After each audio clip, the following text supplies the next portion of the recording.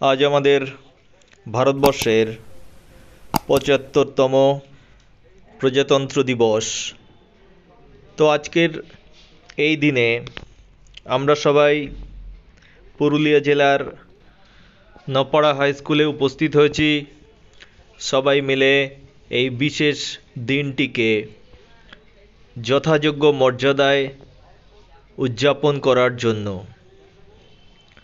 তো এখন আমাদের বিদ্যালয়ে বিভিন্ন ছাত্রছাত্রী তারা একসঙ্গে উপস্থিত হয়েছেন। তো এবার আমাদের দেশের জাতীয় পতাকা তোলা হবে। তো আমাদের বিদ্যালয়ের প্রধান শিক্ষক মহাশয় এবং আমাদের স্টাফ কাউন্সিলের সেক্রেটারি গোপালবাবু তিনি পতাকা উত্তোলন করছেন।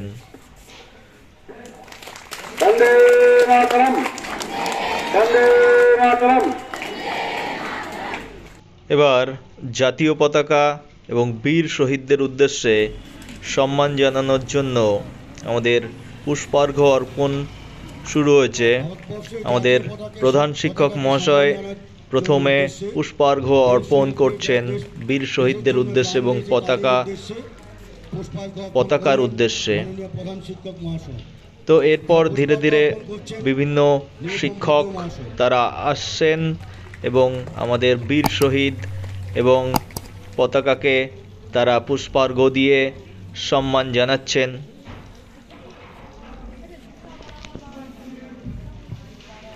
এবার আমরা দেখতে পাচ্ছি নিরুপম ভদ্র তিনি আমাদের পতাকা এবং বীর শহীদদেরকে সম্মান জানালেন পুষ্পার্ঘ অর্পণ করে।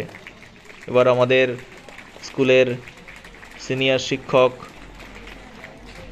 বিশ্বজিৎ হালদার মহাশয় তিনিও আমাদের পতাকা এবং বীর শহীদদের সম্মান জানালেন পুষ্পার্ঘ অর্পণ করে।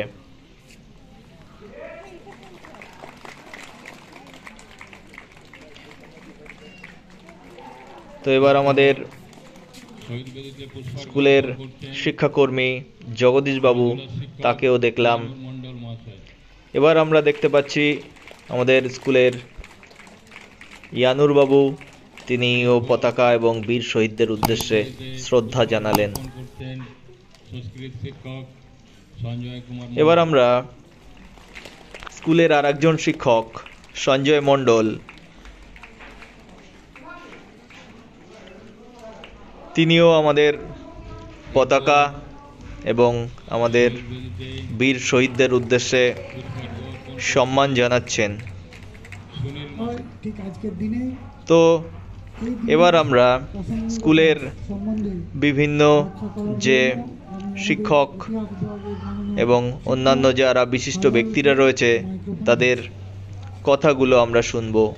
তো আপনারা দেখতে থাকুন, আপনারা ভালো থাকুন। 26শে জানুয়ারি আমাদের জাতীয় 2024 দিবস যেমন প্রজাতন্ত্র দিবস, স্বাধীনতা দিবস, সেগুলোকে যথাযোগ্য মর্যাদায় আপনারা পালন করুন।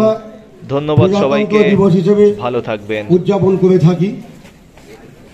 এটা ভারতবর্ষের ৭৫তম প্রজাতন্ত্র দিবস। প্রজাতন্ত্র দিবস 1947 সালে 15ই আগস্ট ভারতবর্ষ স্বাধীন হয়েছে, কিন্তু তখন মাউন্ট ব্যাটেন ছিলেন গভর্নর, স্বাধীন ভারতের গভর্নর। তাহলে ভারতবর্ষ পরিচালিত হবে কিভাবে? তার জন্য একটা সংবিধান দরকার। এই 15ই আগস্ট আমাদের স্বাধীনতা দিবস এবং এই 26শে জানুয়ারি, এই দুটো দিন প্রতিটি প্রতিষ্ঠান, সরকারি দপ্তর, সেখানে আমরা জাতীয় পতাকা তোলা হয় বা আনফোল্ড করা হয়। ভারতবর্ষ যখন ব্রিটিশ শাসনের অধীনে ছিল তখন কি না অত্যাচার ভারতীয়দের উপর হয়েছে।